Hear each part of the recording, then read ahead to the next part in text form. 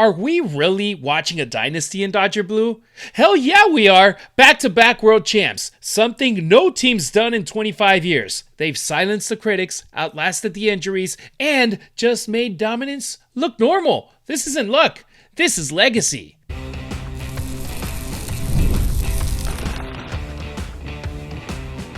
You are Locked On Dodgers, your daily Los Angeles Dodgers podcast. Part of the Locked On Podcast Network, your team every day.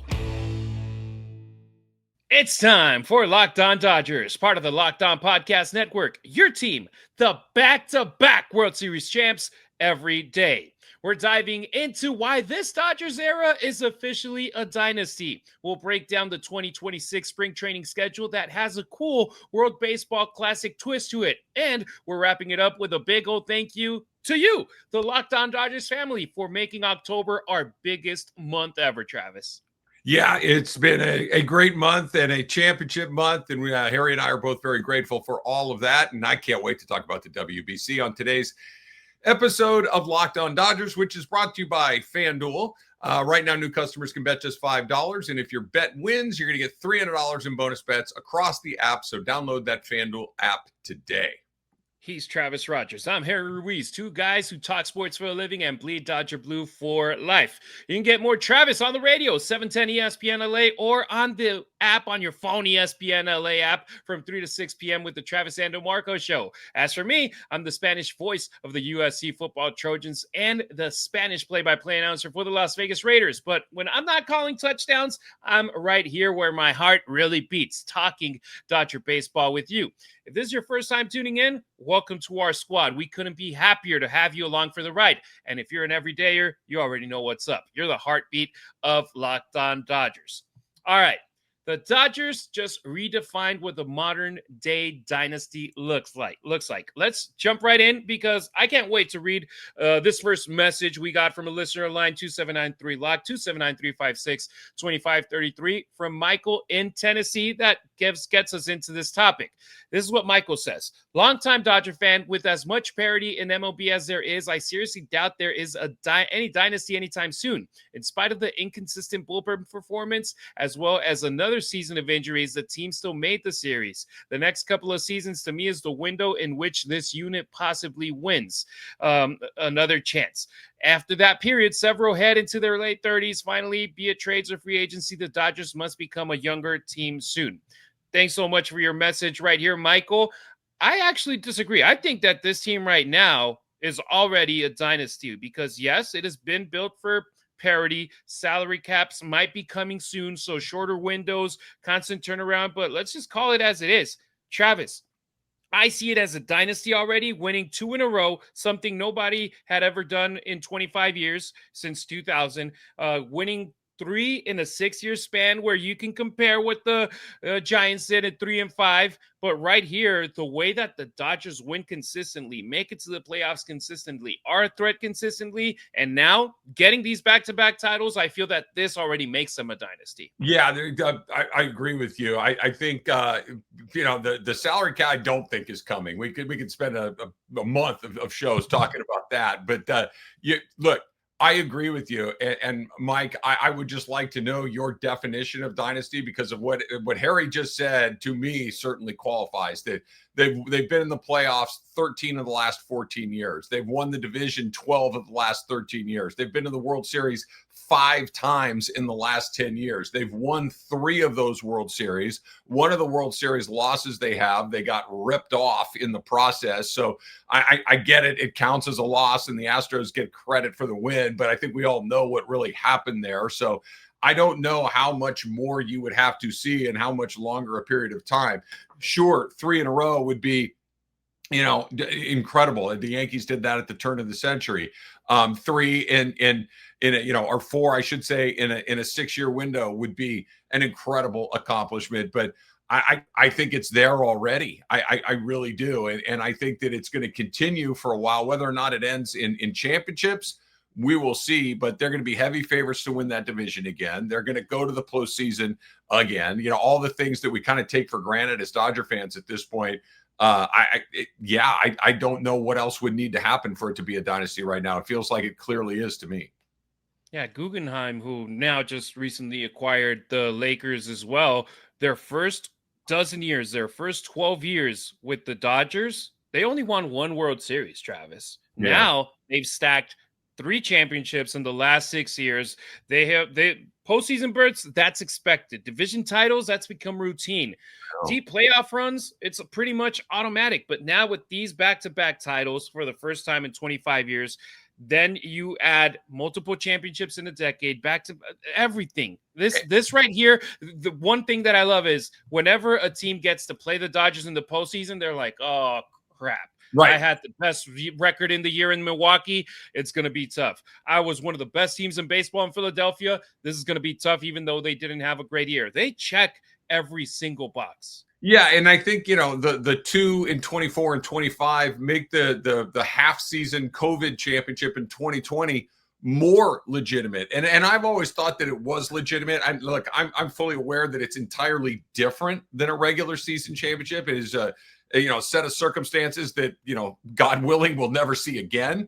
But it counts, and I think that it makes it more legitimate in the eyes of people who maybe go, yeah, man, I don't know, a 60-game season, really? We're really going to count that? And I think the answer is yes, because clearly they're the best team. Clearly they've been doing this for the longest period of time. They were in the World Series in 17 and 18 leading up to 20. So this wasn't just like a blip. Like had the Tampa Bay Rays beat the Dodgers in that series, it would have been like, well, that's weird. Like they just kind of, the one year that's weird, a team that really is usually okay, but not dominant, wins the World Series. But that it was the Dodgers, I think, lend some credibility to it.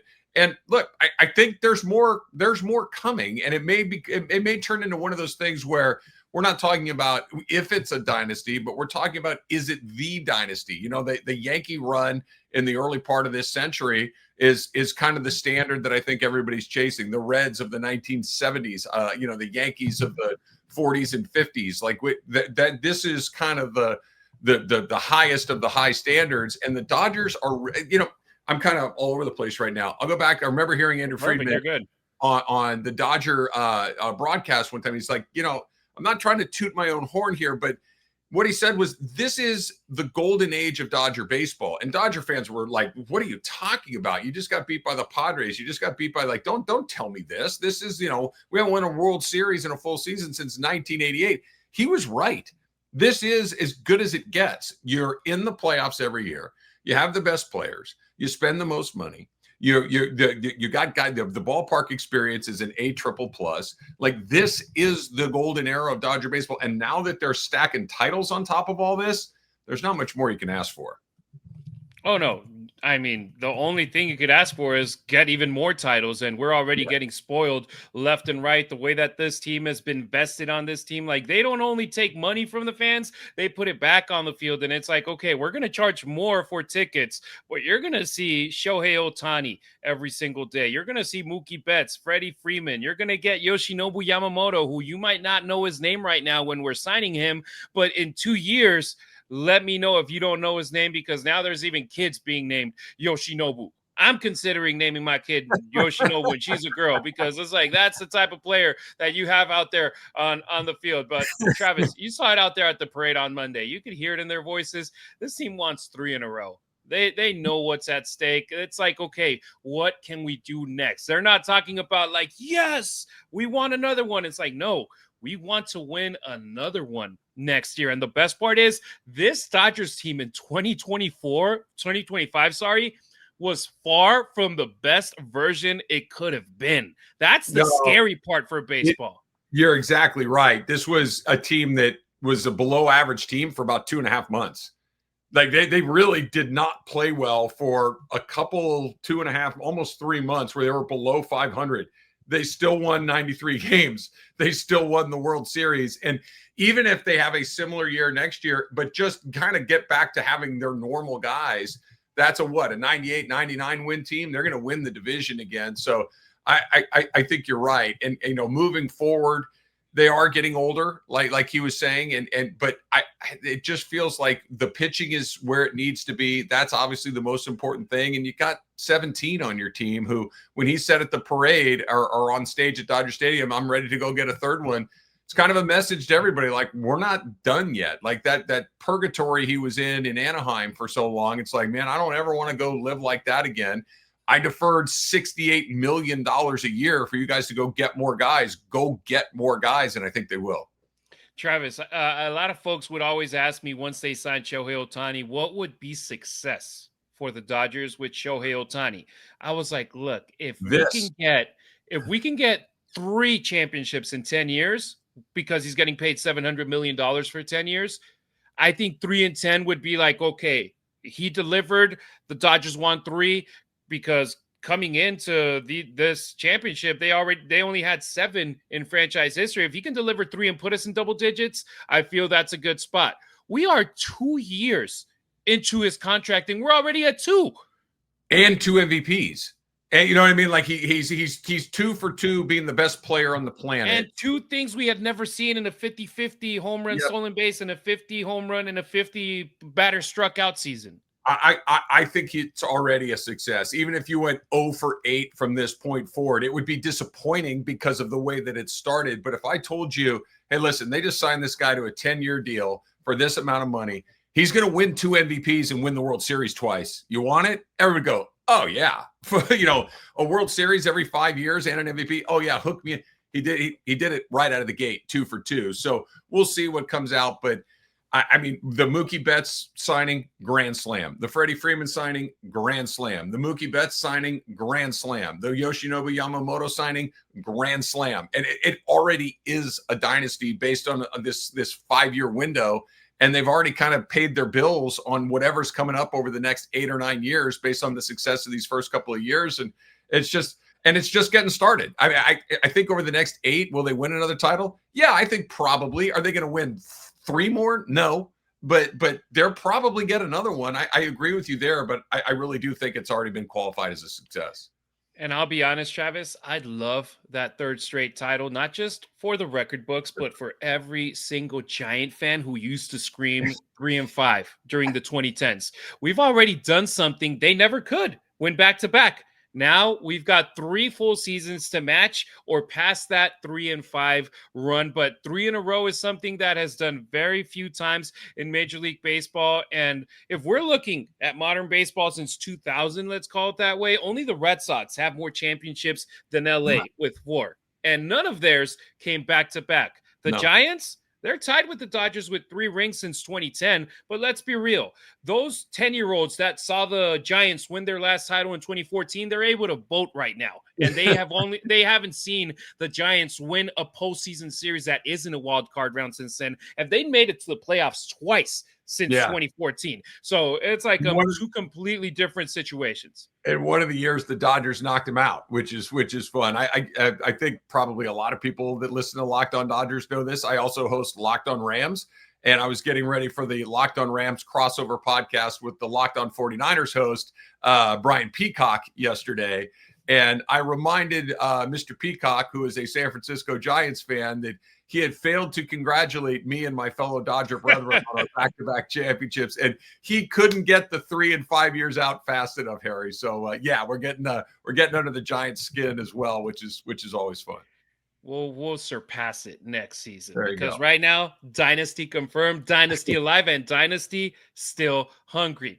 And speaking of hungry, coming up on Locked On Dodgers, we're talking about how the spring plans are about to look a little bit different because the World Baseball Classic is back and the boys in blue are going to be part of the action. Stick around. This episode of Locked On Dodgers is brought to you by PrizePicks. You and we're making decisions every single day, but on PrizePicks, making those decisions and being right, it can get you paid. So don't miss any of the excitement this season, whether you're following the NFL, the NBA, or both. There's no better time to jump in on the action. And if you haven't tried it yet, PrizePicks is really, really fun. It's super simple too. You just pick more or less on at least 2 player stats, and if you get them right, you got it. You win. It takes less than 60 seconds to make your lineup. You can play anywhere that PrizePicks operates. That includes California, Texas, Georgia, and a whole bunch of other places as well. And right now, there's a new feature on PrizePicks called Stacks, where you can pick more on, like, let's say, Luka Doncic's, his threes, his points, his assists in the same lineup, which is an awesome way to do it. You can double up, triple up on your own guy if that's how you want to do it. So download the PrizePicks app today. Use the code LOCKEDONMLB to get $50 in lineups after you play your first $5 lineup. That's code LOCKEDONMLB for $50 in lineups after your first $5 lineup. PrizePicks, it is good to be right. All right, before we jump into segment number 2, we've got a couple of fresh updates out of the Dodgerverse that dropped after we recorded today's show. First, some roster moves. Max Muncy and Alex Vesia both had their club options picked up for 2025, so they'll continue with the boys in blue at least for another year. Plus, the Dodgers added outfielder Ryan Ward and left-hander Robinson Ortiz to the 40-man roster, so pretty much continuing what was a great campaign in 2024 for them in the minor leagues. Now they're on the Dodgers 40-man roster. To make room, they outrighted outfielder Justin Dean, who was already claimed by the San Francisco Giants. Best of luck to him in his individual career, not to the Giants. And right-hander Michael Grove was also outrighted for the boys in blue. And, interesting move, Tony Gonsolin was DFA'd. Interesting, very, very interesting, but I mean, 2022 All-Star year, one of the best pitchers in baseball that season, but 23 through 25 injuries have hit him hard, so the Dodgers decided that they are moving forward potentially without him. We're going to go deeper into these moves on Monday's episode, so stay tuned. And second, more news, more hardware for the boys in blue for the Dodgers. First, Shohei Ohtani, he won his 4th Silver Slugger Award as a designated hitter. And the Dodgers as a team, they were named the National League Silver Slugger Team of the Year. Just another reminder that this offense was elite from top to bottom. It might not have looked like it in the postseason, but in the regular season, they were. All right, now back to the rest of the show. Thanks for making us your first listen wherever you may be tuning in, either on your favorite podcast app or our YouTube channel. Subscribe to it. It's free. Smash that notification bell so you never miss a beat. Full episodes, hot takes, breaking Dodgers news, and more. If it drops, you're on it. That's how you become an everydayer here on Locked On Dodgers. The Dodgers 2026 spring schedule gets global. They're going to be facing Team Mexico. All right, baseball fans, spring training might be months away, but we already know what the 2026 setup is going to look like, and this year it's coming with a World Baseball Classic flavor. Major League Baseball dropped that schedule that has 32 games of tune-ups for the Dodgers from February 21st into March. They're going to start against the Angels in Tempe. Then they'll play 15 games at Camelback Ranch, their Cactus League home for now 18 seasons. But here's the fun part. On March 4th, the Dodgers will take on Team Mexico in the special World Baseball Classic exhibition at Camelback Ranch. That's 2 days before Mexico officially kicks off pool play in Houston. Travis, I absolutely love this because there's going to be teams from national teams playing major league teams on March 3rd and 4th. And I feel that's wild, and I feel that's super awesome to promote the sport even beyond our borders. We've been doing it throughout the years, but I feel it expands it even more.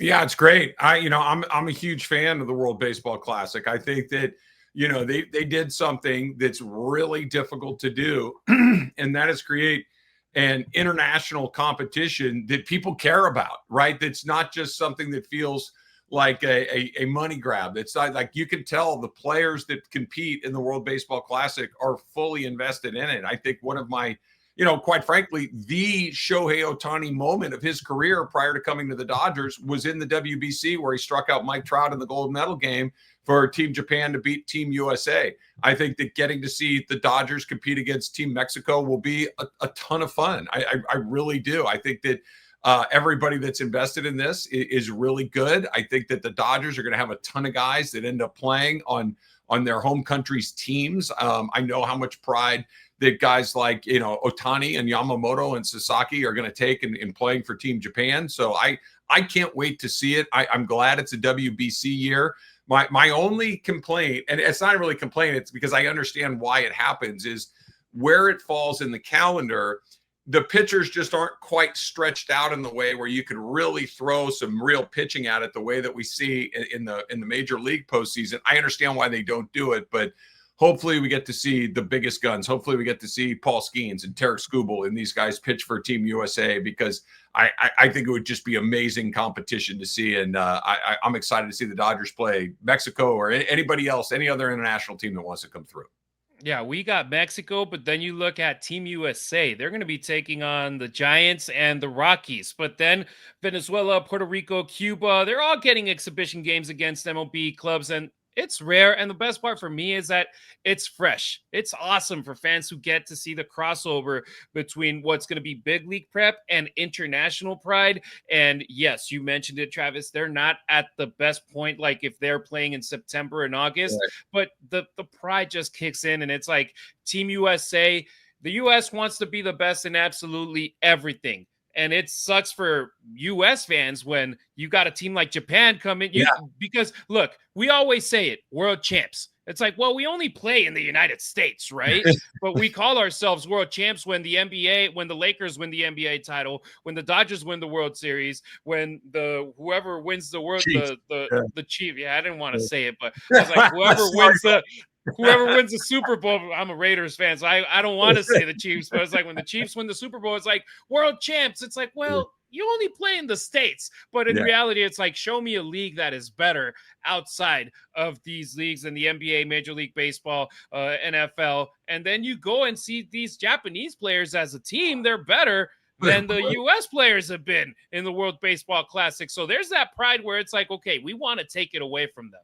Well, I think what makes the World Baseball Classic so much fun, quite frankly, is that no one's sure who's going to win. And unlike like basketball, still when there's a basketball tournament, the Americans are the favorites. Now, I get the rest of the world is catching up fast, right? Like you go from the 1992 Dream Team with Michael Jordan and Magic Johnson, Larry Bird and Charles Barkley, and they're winning games by 80 points, to what we saw in the Olympics in Paris, where the Americans are barely winning games with Steph Curry, LeBron James, and Kevin Durant.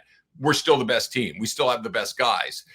Baseball, I don't know if that's true. Like if you look at this baseball tournament, if I said the Americans won, you'd be like, okay, that makes sense. But you'd say the same thing if I told you Japan won, if I told you Puerto Rico won, if I told you the DR won, Venezuela won. Like there are a lot of really good teams in the World Baseball Classic. And if any of them came out on top, you'd be like, yeah, okay, I believe that. And I think that's what makes this so much fun.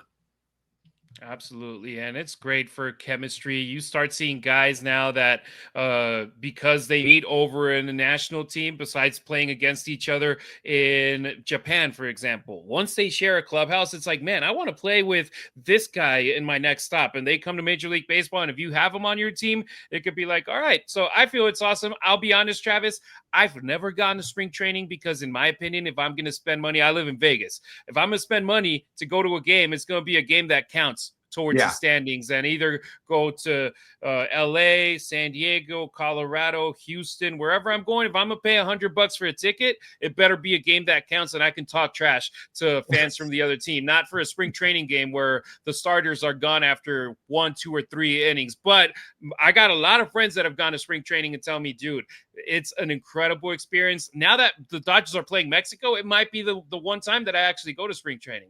Yeah, look, spring training may not be about going to see the best baseball you're ever going to see, but it's a lot of fun. It's a lot of fun. It's very relaxed. It's very casual. You get to sit and see and get access to some guys that maybe you might not otherwise. And look, if you're looking for grind it out in the late innings baseball, skip spring training. But if you're just looking to go sit in the sun on a pretty nice day and have a cold beer and watch some baseball, you could do a lot worse than spring training, a lot worse.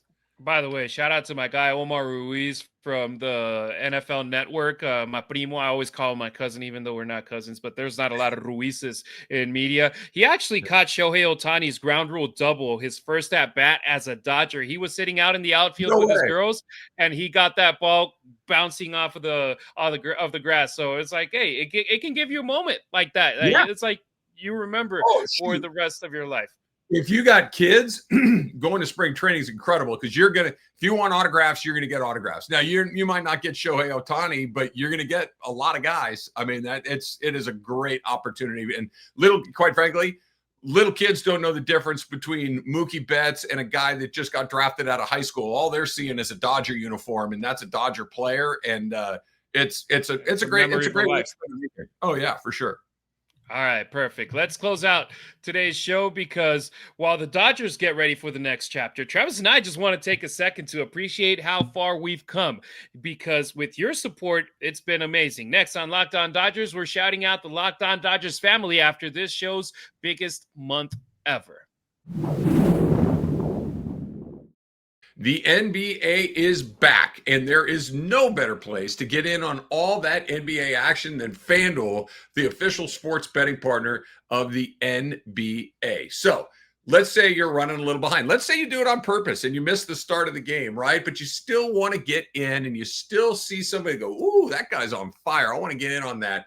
FanDuel has live bets on everything from who's going to score the next bucket to fourth quarter comebacks. Plus, you can even combine your live bets into a same game parlay, which means you got it, a shot at bigger payouts. It's going to keep every single game that you're watching even more exciting, especially when you got a little something going on when your team is making that late push. So right now, FanDuel is giving new customers $300 in bonus bets when your first $5 bet wins. So head on over to FanDuel.com, sign up, and play your game with FanDuel, the official sports betting partner of the NBA.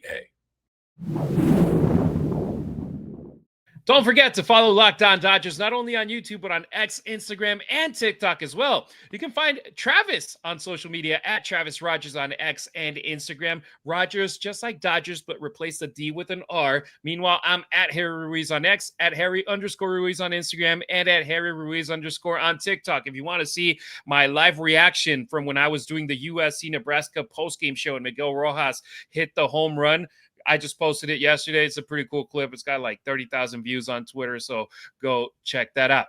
A record-breaking October, not just for the Dodgers, but you also made Locked On Dodgers history.